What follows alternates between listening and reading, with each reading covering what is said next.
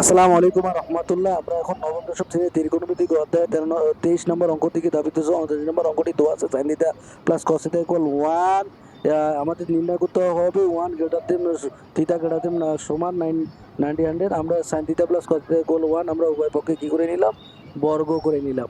এখন উভয় পক্ষে বর্গ করে নিয়ে দেখতেছি এটা a plus B whole square হয়ে গেছে। আমরা এজন্য sin স্কয়ার থিটা অর্থাৎ a স্কয়ার প্লাস হতে দিলে 2 বি অর্থাৎ কসকে যেহেতু বি মনে করলাম বি প্লাস 1 এর উপর স্কোয়ার প্লাস বি স্কোয়ার আমরা দিয়ে দিলাম। এখন 1-এর উপর বি বলতে কসের উপর স্কোয়ার, 1-এর উপর যাই থাক না কোনো ফলাফলটা 1। এরপরে আমরা যে জিনিসটা দেখতেছি এখানে সাইন স্কোয়ার থিটা আর ওই যে অর্থাৎ এ স্কোয়ার যেটা নিচে আর বি স্কোয়ারটা আমরা পাশাপাশি, যেহেতু প্লাসের ক্ষেত্রে মানটা আমরা পাশাপাশি লিখতে পারি, এই জন্য সাইন স্কোয়ার থিটা আর ওই পিছনের কস স্কোয়ার থিটাটাকে সামনে নিয়ে আসলাম। এখন plus 2 sine theta cos theta আমরা রেখে দিলাম ইকুয়াল 1 1।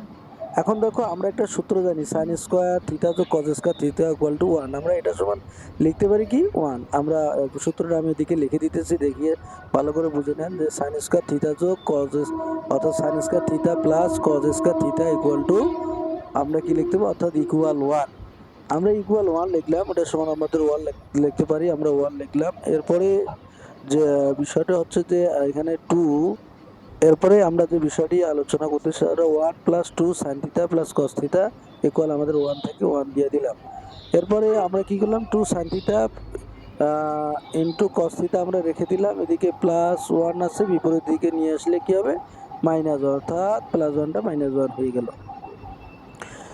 এরপরে 2 সাইন থিটা আমরা 2 sine theta into cos theta আমরা রেখে দিলাম। একসঙ্গে কাজটা করতে পারতাম, তবে একটু দীর্ঘও করলাম। প্লাস মাইনাসে মাইনাস বিয়োগ করলে আমাদের শূন্য অর্থাৎ 0 হলো, অনেক ক্যান্সেল। এখানে সাইন থিটা কস থিটা আমরা এখানে যে শূন্যর সাথে আমরা যদি 2 ভাগ দিই কি হয়ে যাবে, শূন্যই হয়ে যাবে।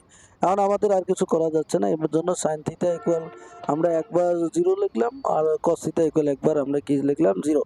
এখন আমাদের সাইন থিটা অর্থাৎ সাইন কত ডিগ্রির মান হচ্ছে আমাদের 0। আমরা জানি সাইন 0 ডিগ্রি মান হচ্ছে সাইন 0 ডিগ্রি মান 0। এখন দেখো থিটা ইকুয়াল আমরা কি পেলাম অর্থাৎ 0 ডিগ্রি। আবার এদিকে লক্ষ্য করতেছি কস কস মানে কস থিটা কস কত ডিগ্রির মান হচ্ছে, তো কস 90 ডিগ্রির মান হচ্ছে 0।